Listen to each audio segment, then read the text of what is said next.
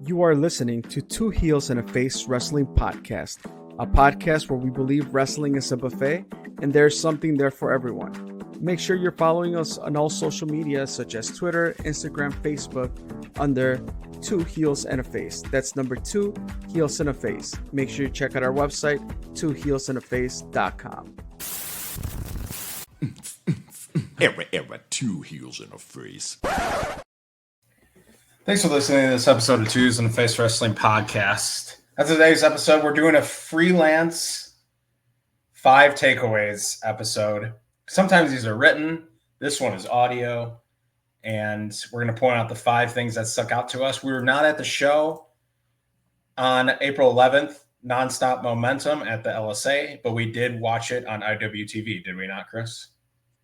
We sure did. So, if you have not watched this show and you want to kind of see the action, the stuff that we're going to be talking about today, you can check it out at IWTV under Freelance. And dude, I think it was a great show. Like it made me feel like I should have been there.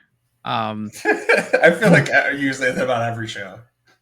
That's true, but I mean, once you watch it back online, I'm like, damn, I should have gone, but I couldn't. I knew I couldn't. So it's all good though. I mean, that's the magic of IWTV. They bring it to you. It's streamed. It's on demand.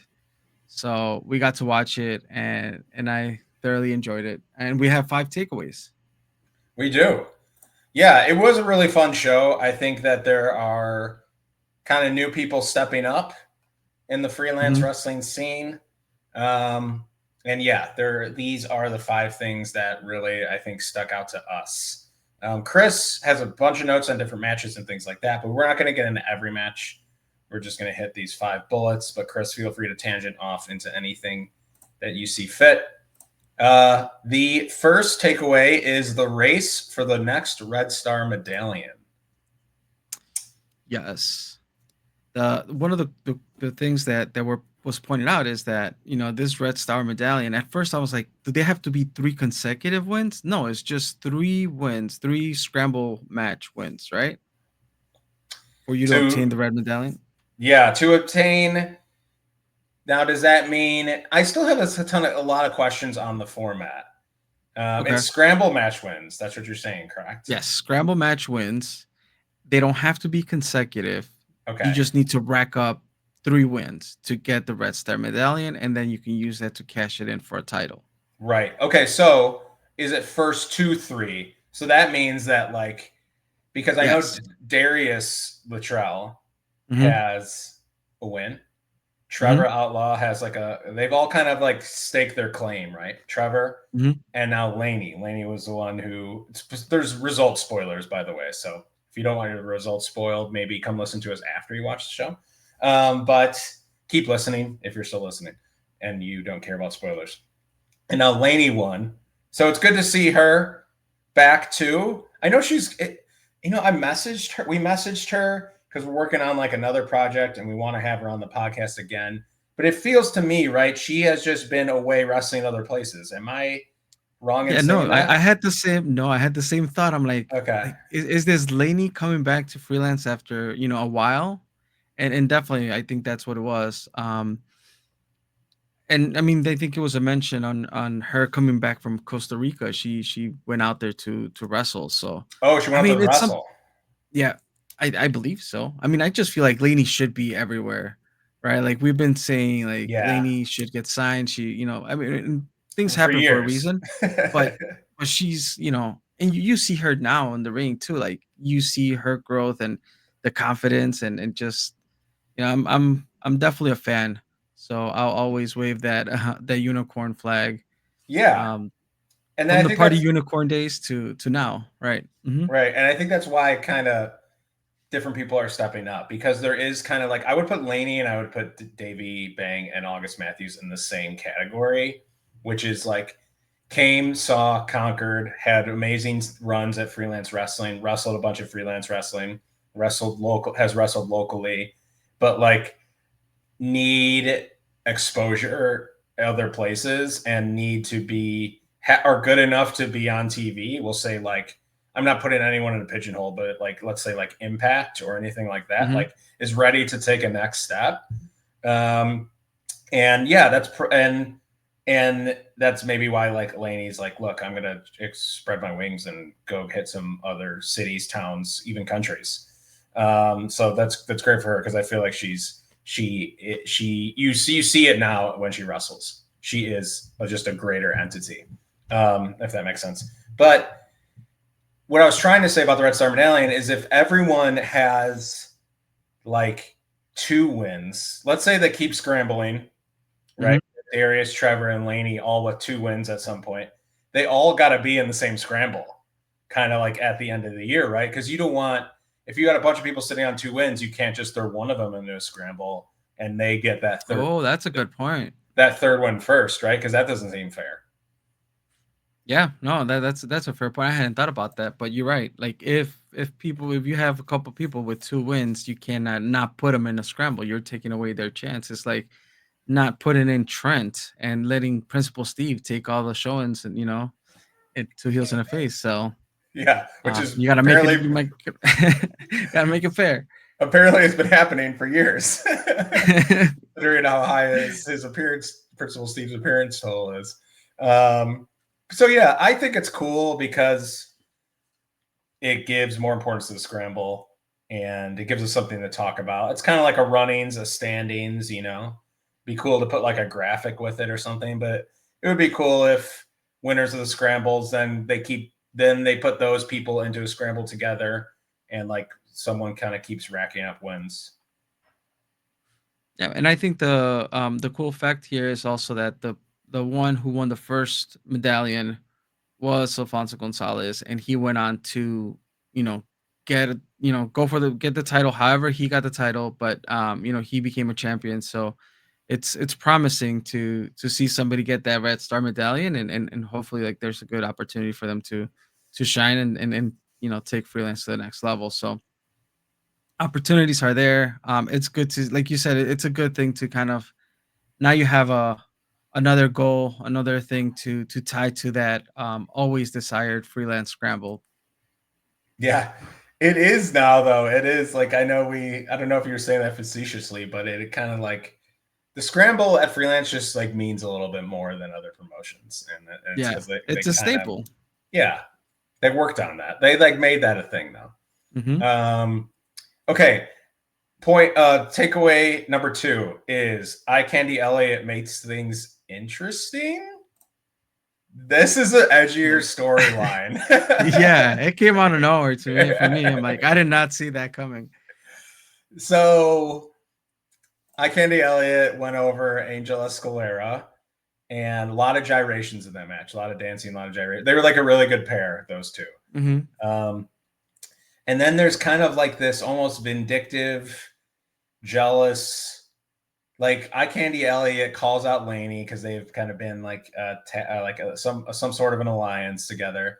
But then there's kind of almost this like Candy Elliot has had this desire for her, and like it gets a little like, I don't know. I don't really want to use a certain word because I think Candy Elliot is just doing like a great job with this. But it just gets a little like, I've been kind of watching you and I have these hidden feelings for you. And it gives you like the willies a little bit. And then he gets like really mean at the end when he's rejected. It's kind of like your stalkerish lover kind of angle. And it's like an angle that like Freelance really has never done before, right? Yeah. I don't think there's been like any like love triangles or anything like that. So it was different. But I'm willing to go with it and see where this goes. It's bold. It's bold. And sidebar to this, which I don't know if at some point is gonna interfere in this Freelance story here, but did you see GPA's kind of like comeback video or vignette? No. I think okay, so it's really well done. I mean, GPA being from Chicago, it talks about like the water tower was, the only building that was not burned during the Chicago fire. It's a really well done kind of, thing that GPA did on his own. It's not tied to any promotion, but it's like basically like, I'm back, I'm coming back. So and it seems like he was coming back from an injury, which I did not know that he was injured. Yeah, I saw a message. I don't know the extent of it, but yeah. But it's, I mean, GPA is on his way back. He announced it with that, um, video production that he put out there, and maybe this is a way for him to get inserted into this storyline and coming to kind of like, yo, eye candy, mind your business and go off on your own track. Leave Laney alone. But it'll be interesting to see what happens. Definitely, like you said, an edgier storyline, bold, and we'll see where this one goes. But I did not see it coming. I thought, yeah, they're gonna go their own ways or whatever it is, but did not see eye candy, you know, saying to Laney that he loves her right away. Yeah. I think man, I feel like we were always kind of begging for like when Candy Elliot was like with Onyx, the unfortunate pairing. I always felt like we kind of wanted to see more personality out of those guys, and we know Candy Elliot has it because he talked to him after the show, and he's like very personable. So it's kind of cool just to see him on the mic more. I don't know how much we've seen that. Even like before, like I know he made a comeback recently, but like even before that, did we really see him cut many promos or no? Doesn't feel like I can't recall. It doesn't feel like it. Okay. There might be, but yeah, if you ask me, I'm like I can't really recall. And to your point of like this kind of new wave of free or new face of freelance to an extent opens up opportunities for people to take the mic. So I'm down with that, and I know there's been cases where we're like, oh, we wish we could see somebody cut a promo or whatnot. Yeah. So allowing eye candy to take the mic, I think it's good for the story. So yeah, absolutely. Takeaway number 3 is give Sabin what he wants. I thought of the Bautista name. Yeah. Give me what I want. Another thing, I felt like this was like a really bold show where they like really pushed. They were very daring.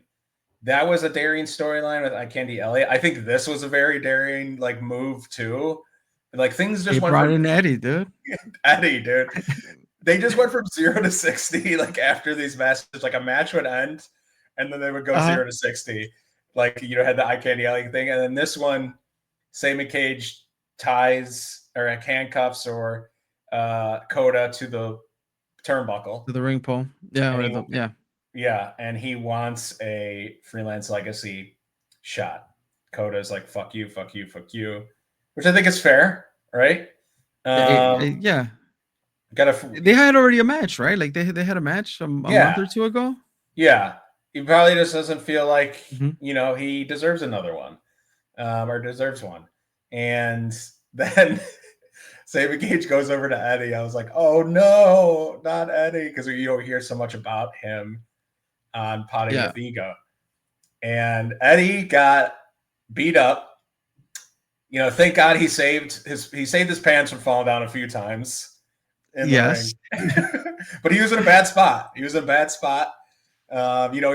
ready to wrestle, he just got ambushed, dude. He's perched on the rope, like ready to take a 619. Oh, it looked like, and got hit with a chair a bunch, and Sabin got what he wanted. But I was just like, once again, like very like daring thing. Like, damn, you went straight for the pops. Made it personal. So I mean, this also this has legs. Like I think it's also an opportunity for Sabin here to just kind of get out of that sidekick or that lackey or whatever. Is like it's him kind of taking matters into his own hands and trying to make a name for himself. So I can see that and we'll see what that match delivers, but I mean, he got his way. He knew how to get to Coda, and he had a plan all along, right? Handcuffs, and he knew that Eddie was in the crowd, so took advantage of that, and definitely got his title shot. So It was very calculated. Yeah, he's trying to grow up from little Sabin gauge to actual Sabin gauge to medium gauge. To medium gauge. And let's not forget, that his uncle. That's his uncle right there. Oh wait, who? Eddie is his uncle. He said it in the promo. And because he's cousins with Coda. Damn. Okay. Damn. He really just went after his own bloodline right there. A lot of internal fighting there. But once again, like this is, you're right though. You're making a great point. Like Sabin Gauge is stepping out of someone else's shadow, right? Yeah. Yep. And once it, like this is, if people like Bang, I'm not saying they are, but if people like Bangin' Matthews or like Laney Luck or room opens up on the roster, right? For whatever reason it could be. Kylie obviously not there anymore because she's doing her WWE ID stuff. But like new people got to step up, and like these are the storylines that get you recognition and get you over in a sense for the crowd. So the crowd thinks like, damn, I know this person can have a good match, or I know this person's a force of nature. So it's cool. It's cool to see people stepping into different roles for sure. Agree. And, talking about, people stepping into new roles. It's not a new role, but I just love the evolution of Blair Onyx. Yes, that's takeaway number 4. Takeaway number 4 is Blair Onyx gets creepier. Yeah, yes. She just keeps turning up one more notch. Right, little by little, right? There's always something new, something different. And I enjoy every moment of it. In this match, she doesn't pick up the win, but I like just her character work and really, I don't know how to say, like that creepier side of her, like, the head tilt and body movements as she's like recomposing herself after like a suplex or whatever it is.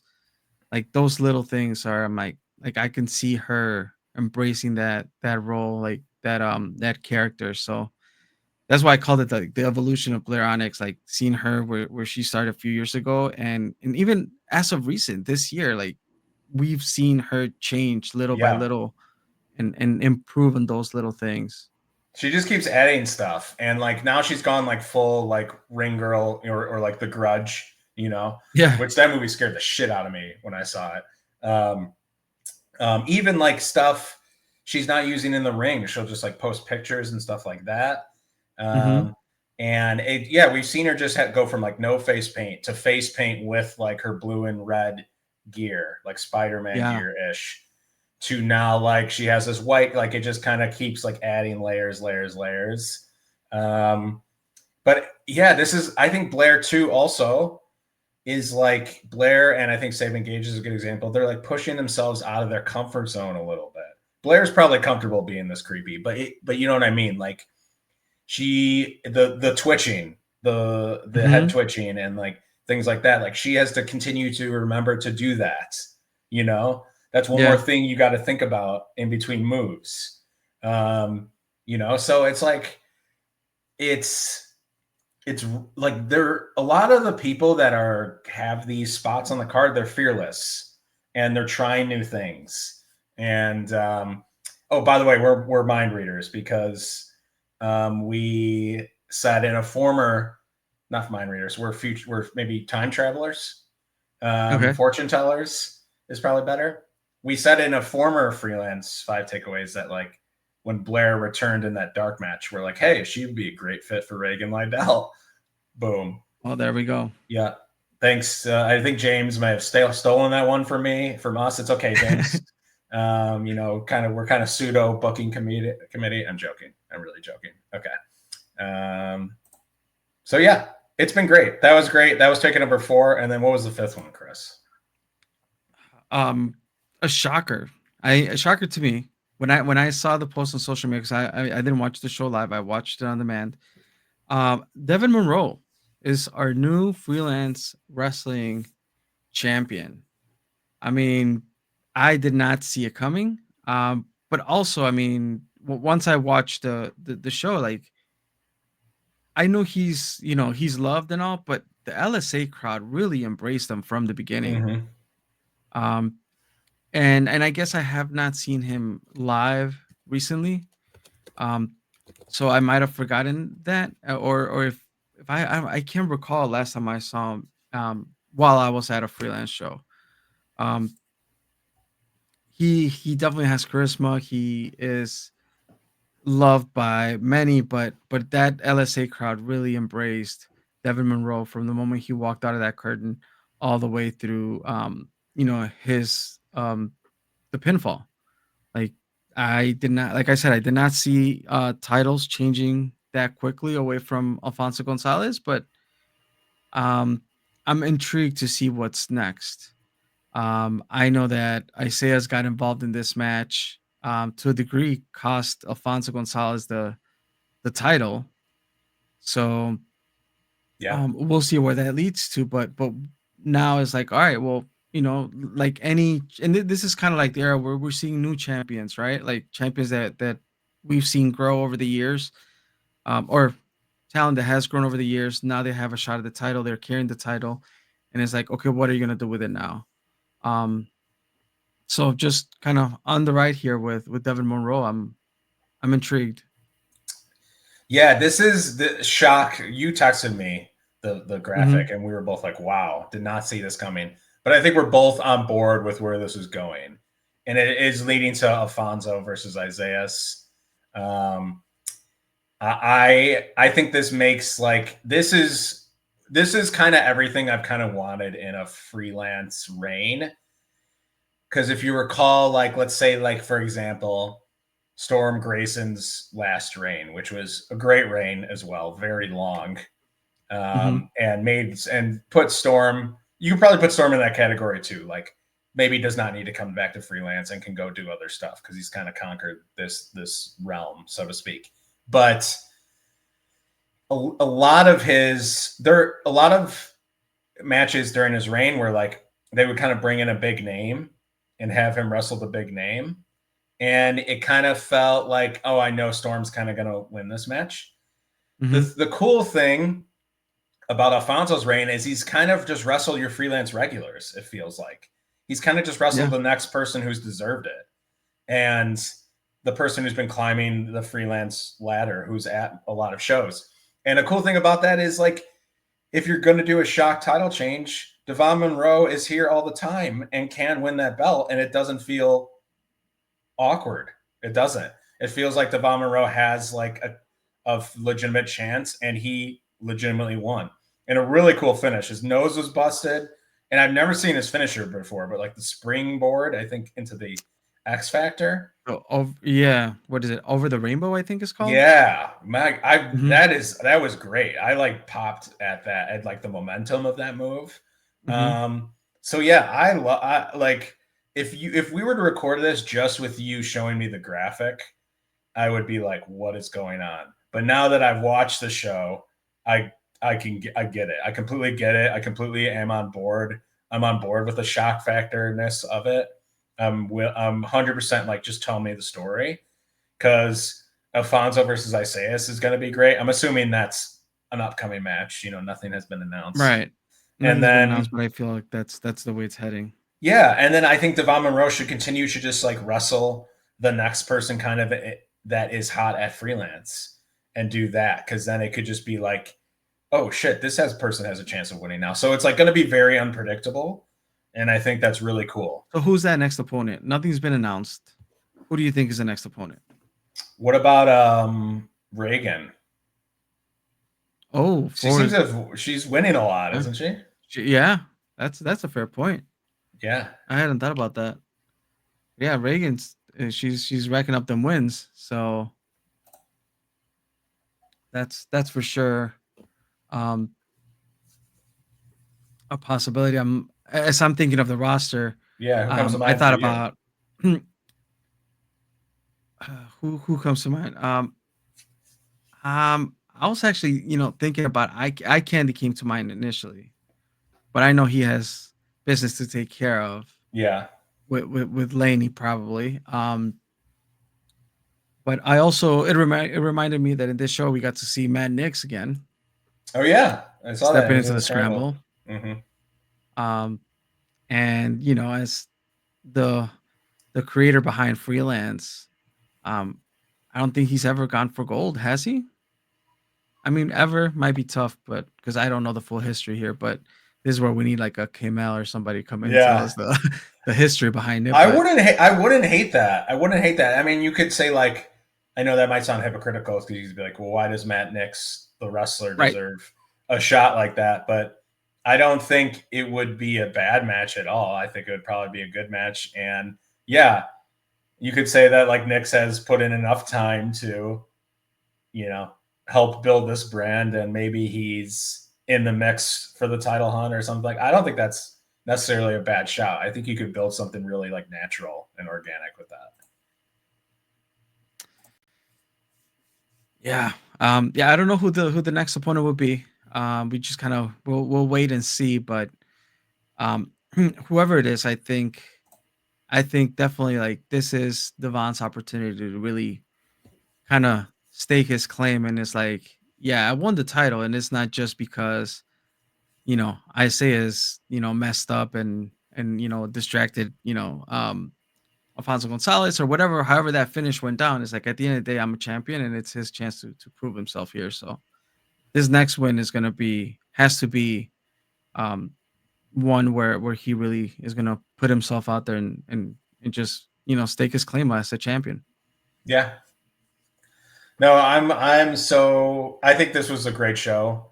And like good job to everyone. Like everyone around the card is giving a ton of effort. There's new people talking. RJ Sawa had time on the mic. But everything just feels really like, even when someone is maybe, like I said, stepping out of their comfort zone and isn't like completely maybe selling the role or something like that, you're still like very happy for them because you can see the effort. You can see that they're trying. You can see that they're being daring and new things are coming from it. And it's just like, you can't not applaud that. You can't not applaud the effort that these wrestlers and like the booking committee and like, that people are putting in to try and get new people over. So it's really cool to see. It's like really, I'm like very hopeful. Not that I wasn't hopeful for the future, but I'm very hopeful that like new stars can kind of be made, And let's not put, aside the fact that, Coda Hernandez went over in his match. Like he retained his title against Tankman. Yeah. That was probably the highest work rate match of the night, I think. I want to say I think I did kind of skip through the Bang and Matthews match a little bit to hit the deadline. That's no offense to them. But yeah, like Coda and Tankman is very high work rate, I felt. And do you know what this Freelance Rumble is that Frank the Clown talked about? Halloween Rumble. So it's coming back? No. The Halloween Rumble? I'm like, dude, I'm on. Like, don't get me hyped, dude. I was like, shit, Halloween's like a long time from now, but I'm ready. Like, I'll commit. Is the next show Freelance versus the World? I'm pretty sure it is, right? Oh, I'm not sure. I think it's in. Oh no, it's not. No, they just announced it. Or no, wait, they just announced one goal. This is the part of the podcast where we just kind of stumble through and figure out what's going on. One goal, May 23rd. Okay, so they're having a May show. Okay. Yes, so there's a May show. But Frank the Clown talked about Trevor Outlaw he's joining the Rumble. He said the Freelance Rumble. So I want to know if you knew anything about that. I don't. No, I don't. But excited because it said Rumble. I did get excited. I'm like, shit, Halloween in May. Why not? Oh God. Yeah. And just looking at the poster, so Devon, Reagan Lydell is on the poster. One half of Corbin's, not the cock team, Corbin's conduit of knowledge. One of the, oh God, I can't remember her name, but she wrestled on the Academy show. She has the red hair. Coda's on here. Sabin Gage is on here. They're kind of in the background. So that actually might headline. Okay. We'll see. But yeah, it looks like they're definitely going to build towards Freelance versus the World, which I think is usually kind of like your your WrestleMania feeling that kind of resets the year almost, and then you kind of build towards the end of the year. You restart a little bit, not entirely, but with like storylines and stuff. So, so yeah, one goal should be a nice bridge to Freelance versus the World. But it looks like Sabin, Gage, and Kota Hernandez might come to head on that show just based on the poster. We're completely speculating here. So, yep, and I mean, there's a Rumble. I know that Trevor's already announced for that Rumble thing, right? But I'm like, he also can be a contender for that, first match against Devin Monroe. If you're looking at it based on, made a few notes during that Frank the Clown promo, and Trevor has not been pinned in 18 months. Yeah, so, I don't acknowledge that. I don't acknowledge that. I just don't. I don't think like if K Mel the historian is like said it, then you'll believe it. No, unless K Mel says this is legitimate and should be praised, then sure. Mm-hmm. But okay. I don't think he would, and I disavow that statistic. So yeah, I don't care. All right, well, we'll see where things go next. I was curious about the Rumble. That's the only thing here. And I mean, I think you're going to be in the Rumble. I heard you're in it. Am I in the Rumble? Yeah. This is our last year. We're putting a representative from. Can you get over the top rope? Getting under that first rope was tough getting already. Into the ring. Getting in the ring is tough. We know that. Right. But I mean, it should be fun. May 23rd, one goal at the LSA. Doors open at 7. It might be doable. I might have to look at the calendar. And see what What day did you say it was? May 23rd. May 23rd. So we still got a month and a couple days. May 23rd is a Friday. It's a Friday show. Oh, I'm doing a park cleanup with my work that day. Oh, so I wonder if maybe after roll right off that happy hour after the park cleanup right into it might be sold out. That they're selling out like crazy. They deserve it too. So. Dude, don't you feel like they don't even we won't even get to like a week or two before one goal when they're already announcing the next show because that one's already sold out. So that's how it makes me feel like that the shows are moving so fast, but it's really once a month. Yeah. Yeah. The shows are moving just crazy. And, you'll say you'll go and then you won't. And then you'll be like, damn, I wish I would have went. And that's all good. That's what we do. Hey. I haven't got to any either really, so it's all good. It's all good. It's all good wrestling. And congrats to Freelance overall, putting a great show and keep selling out, Yeah. Oh, by the way, April 26th, I think the Dome might be a game time decision for me. I might be in Joliet that day for family. And Sherwood is it's right next door. It's right next door. It's neighboring town. Yeah. All right. Well, let's stay in touch. More than likely in Joliet during the weekend. So okay. I might just go out there then. Joliet, Mexico City. I'm gonna text James right now and be like, it's our last year. Put Chris in the Rumble. It's a good way to go out, just you can wear the serape. You got a serape on? I got the serape on. It's a little chilly. So dude. Now that Brian Keith is not with Freelance, there's a position of serape guy open. So you can just slot right in there. Let's make it happen. All right. The quickest elimination ever. Hey, still I would do that. Just walk in like the bushwhacker. Maybe that Royal Rumble where the bushwhacker Santino, whatever, dude. Like it's just he walks right to the rope. Yeah, it's not the record. It's not the record. Not the Santino record, but then he just walks right over to the rope and just keeps walking and just gets thrown over, lands on his feet and keeps walking out. Just do that. That's how we ride into the sunset. I'm done with that. Oh God! All right, take us home. All right. Well, keep updated with the Two Heels and a Face at twoheelsandaface.com. Social media, Two Heels and a Face, number 2 Heels and a Face. Instagram, Facebook. We're in Blue Sky, right? Yep. I think. So we're out there, and YouTube, right? Like, watch the content. There's plenty of interviews there that you can witness. Everything is 2 Heels and a Face, number 2 Heels and a Face. And if you get .com, you get to see some articles there as well. Yep. And Buffet Bracket Champion, Sean right? Logan. We have a champion. Sean we didn't Logan. Even talk Shout about out to it. Sean Logan. We didn't even talk about it. He's coming on the pod. Sean Logan coming on the pod. Buffet Bracket Champion. Coming soon. Congrats. Yeah. So not, Devon is not the only surprise because Sean Logan, Cinderella story. But we'll cover that a different episode when Sean comes on and he can talk all about it. It's an underdog month, dude. That's right. So that was fun. But all right, that takes us home. Charlie, any final words on this recap episode? No, Freelance Wrestling, keep doing your thing. Really enjoyed it. FreelanceWrestling.com. Check them out. Mm-hmm.